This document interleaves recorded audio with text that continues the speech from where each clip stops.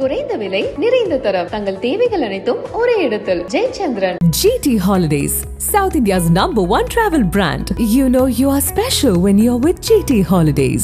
இந்தியாவில் எந்த அளவிற்கு ஆன்மீகம் முக்கியமானதாக இருந்ததோ அதே அளவிற்கு ஆன்மீகத்தை மக்களிடம் எடுத்து செல்லும் குருக்களும் முக்கியமானவர்களாக இருந்திருக்கின்றனர்.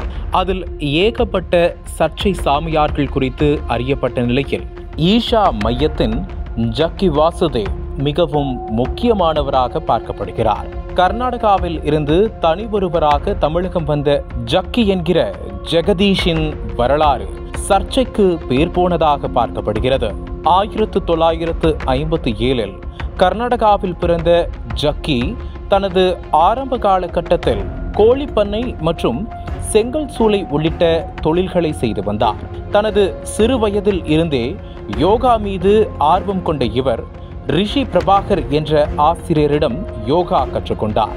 காலப்போக்கில் இதை ஒத்துக்கொள்ளாத ஜக்கி யோகாசனத்தை உருவாக்கியதே தான் என்பது போல் பிரச்சாரம் செய்து வருகிறார். தனது 26 வயதில் ஆன்மீக பாதையை தேர்ந்தெடுத்த ஜக்கி சாமுண்டி மலை பகுதியில் ஒரு பாறையின் மீது உட்கார்ந்து கொண்டிருந்த போது தனக்கு திடீரென ஞானோதயம் கிடைத்ததாக தெரிவித்தார்.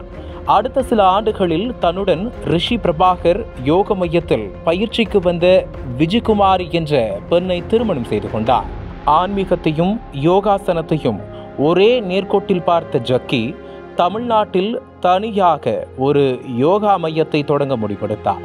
அதற்காக அவர் தேர்வு செய்த இடம்தான் கோவை வெள்ளியங்கிரி மலை அடிவாரம். அந்த பகுதியை சுற்றியுள்ள விவசாய நிலங்களை விலைக்கு வாங்கிய ஜக்கி 1992 தனது ஈஷா யோக மையத்தை தொடங்கினார். ஜக்கியின் பெயர் ஊருக்குள் பிரபலமடைய தொடங்கிய சமயத்தில் 1997 ஆண்டு ஜக்கியின் மனைவி விஜயகுமாரி மர்மமான முறையில் இறந்து விடுகிறார். இந்த சமயத்தில் ஜக்கி சொன்ன விஷயம்தான் அனைவரையும் அதிர்ச்சிக்குள்ளாக்கியது.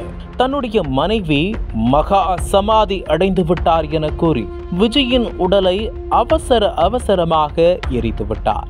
ஆனால் விஜயின் தந்தைக்கு ஜக்கி மீது சந்தேகம் எழுந்துள்ளது. ஈஷா மையத்தில் உள்ள மற்றொரு பெண்ணுடன் ஜக்கிக்கு தொடர்பு இருந்ததால் அதன் காரணமாகத்தான் விஜயை கொலை செய்தார் என தகவல் கசிந்தது. இது தொடர்பான வழக்கு நீதிமன்றத்தில் நடைபெற்று வந்தது. அதே சமயம் ஜக்கி ஒரு பிரபலமான சாமியாரானார். 1999 இந்த வழக்கு முடித்து வைக்கப்பட்டாலும் ஜக்கி மனைவியின் மரணத்தில் இன்னும் மர்மம் நீடிக்கிறது. காலப்போக்கில் ஜக்கியின் ஆன்மீக பயணம் தமிழ்நாட்டில் மட்டுமின்றி வட மாநிலங்களில் பரவ தொடங்கியது. மக்களை கவரும் ஜக்கி வாசுதேவின் பிரச்சாரங்களால் பல நூறு கோடிகளில் பணம் கொட்டத் தொடங்கியது. பணம் சேர சேர தனது அதிகாரத்தின் மூலம் கோவை வெள்ளியங்கிரி மலையடிவாரத்தில் 1994 இருந்து 2011 வரை கிட்டத்தட்ட 63,000 ஸ்கொயர் மீட்டருக்கு கட்டிடங்கள் கட்டப்பட்டது. ஆனால் இவை எதற்கும் முறையான அனுமதி பெறப்படவில்லை என்று சொல்லப்பட்டது. வெள்ளியங்கிரி மலைப்பகுதி என்பது பாதுகாக்கப்பட்ட வனப்பகுதியாகும். அந்த நேரத்தில் காடுகளையும் மலைகளையும் பாதுகாப்பதற்காக ஹில் ஏரியா கன்சர்வேஷன் அத்தாரிட்டி என்ற அமைப்பை உருவாக்கினார்கள். அந்த அமைப்பிடம் அனுமதி வாங்கிய பிறகுதான் எந்த கட்டுமானமும் ஆரம்பிக்க முடியும். ஆனால் ஜக்கி கடந்த 17 ஆண்டுகளாக கட்டிய கட்டிடங்களுக்கு அதனை கட்டி முடித்த பின் ஹில் ஏரியா கன்சர்வேஷன் அத்தாரிட்டியிடம் அனுமதி கேட்டிருக்கிறார். இதை கேட்டு அதிர்ச்சியடைந்த அதிகாரிகள் ஈஷா மையத்தை நேரில் சென்று பார்த்தபோது யானைகள் வழித்தடத்தில் அனுமதியின்றி கட்டியுள்ளார் என ஜக்கி வாசுதேவ் மீது குற்றம் சாட்டினார். இந்த விஷயத்தை கையில் எடுத்த வனத்துறையினர் மத்திய அரசு சார்ந்த அமைப்புகள் ஈஷா மையத்தை சீல் வைத்து விடுவோம், இடித்து விடுவோம் என பலமுறை நோட்டீஸ் அனுப்பினர். ஆனால் அதையெல்லாம் கண்டுகொள்ளாத ஜக்கி ஈஷா மையத்தில் பல்வேறு கட்டிடங்களை கட்டத் தொடங்கினார்.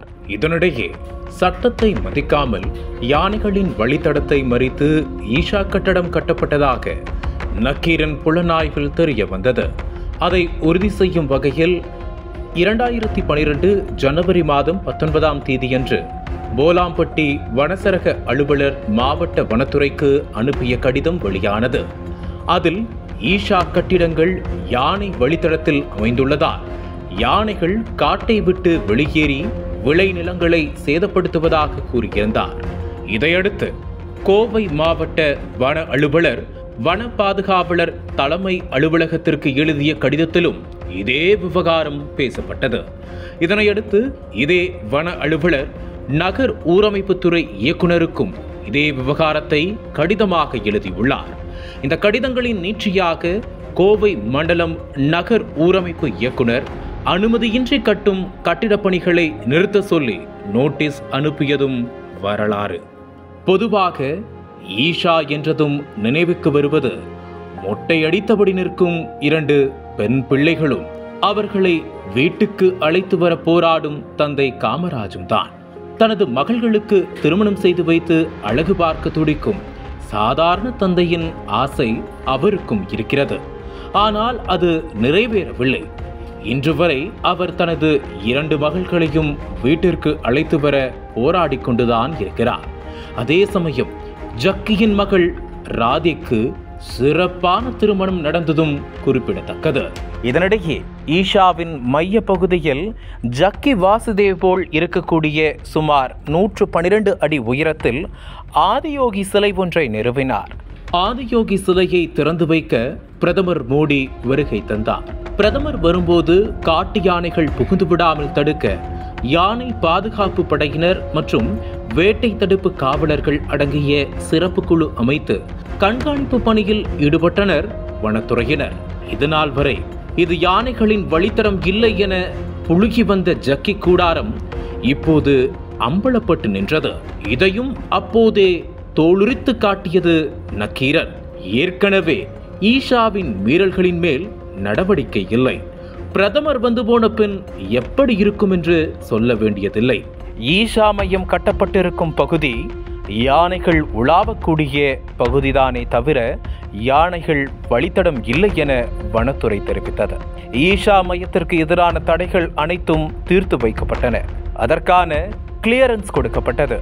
ஆனால் அதற்கு முந்தைய அறிக்கைகள் எடுத்து பார்த்தபோது ஈஷா மையம் சட்டவிரோதமாக கட்டப்பட்டது என உறுதியானது. ஊடகங்கள், நடிகைகள், அரசியல்வாதிகள் ஆகியோரை வைத்து விளம்பரம் தேடி வந்த ஜக்கி ஈஷா மையத்தை இன்கம் டாக்ஸ் எக்ஸெப்ஷன் வரக்கூடிய சட்டத்தின் கீழ் பதிவு செய்திருக்கிறார். ஈஷா மையத்தின் ஒரு தொண்டு நிறுவனம் என்கிற வரி கட்டாத நிறுவனமாக மாற்றுகிறார். இதில் பல்லாயிரம் கோடி கணக்கில் புரளும் பணத்தை வைத்து பல்வேறு தொழில் நிறுவனங்கள் தொடங்கப்பட்டிருக்கின்றன. ஜக்கியின் வளர்ச்சிக்கு நாளுக்கு நாள் உச்சத்தை அடைந்து வந்த சூழலில் யோகா மையத்திலும் பல்வேறு முறைகேடுகள் நடந்து வந்தன. இந்த மையத்தில் யோகா கற்றுத்தரப்படுவதாகவும் தியானம் சொல்லித் தரப்படுவதாகவும் அந்த அமைப்பினர் தெரிவித்து வருகின்றனர். ஆனால் ஈஷா மையத்தின் நடவடிக்கைகள் சமீப காலமாக பல்வேறு சர்ச்சைகளுக்கு வித்திடும் வகையில் இருக்கின்றன.